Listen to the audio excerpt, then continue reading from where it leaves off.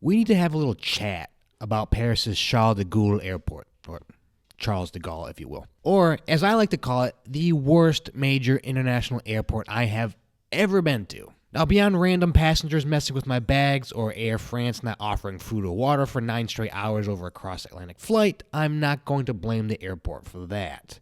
If you haven't had the pleasure of spending time in this all-flash, no-substance airport, let me break it down for you. The airport is basically separated into the Schengen zone and the non-Schengen zone. Now, if you're flying between countries within the Schengen zone, you won't have to go through customs or border patrol. Basically, it's the equivalent of domestic terminals within the United States. However, if you're flying non-Schengen area anywhere else in the world, you will spend the entirety of your time in Terminal 2E. Now, on the surface, it looks nice. Plenty of seating, power outlets, there's even a gaming zone with PlayStation 5s and classic arcade games. However, this is where the niceties end. Walking into the terminal, you'll pass all the high-end designer shops. You have Hermes, Gucci, Cartier, it's all covered. But what happens if you want a breakfast sandwich and a coffee? Nothing. Perhaps your flight leaves after lunch and you'd like to grab a hot sandwich or burger. Nope. Frankly, if you're hungry at all, you're pretty much out of luck.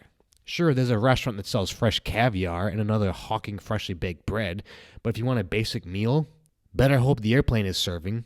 Now, if you want to grab a final meal with your family before boarding, your best option is to find one of the little shops selling pre-packaged sandwiches and wait in the long line. Now, I waited a good 30 minutes just to buy a plastic-wrapped sandwich because that was the only food option not containing fish eggs. Want a coffee?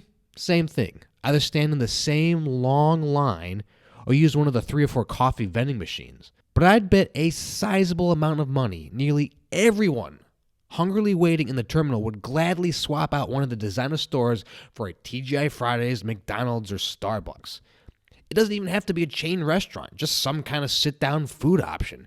Frankly, for an international airport of its size, it's ridiculous. Had I known I'd go 9 hours without a beverage during my flight, I would have stocked up at the airport, only that wasn't even really an option unless I wanted to buy a box of macaroons. Maybe you wave this kind of problem off. You have lounge access, so it's not your problem. Well, I've got news for you. You're probably not going to have lounge access, and it will probably be your problem. I'd never been to an international airport anywhere in the world where I didn't have lounge access. Until Paris. Because unless you hold status with Air France, there are no other lounges in the terminal. I'd take the restaurant and food options at the Lansing, Michigan airport than what was offered in Paris.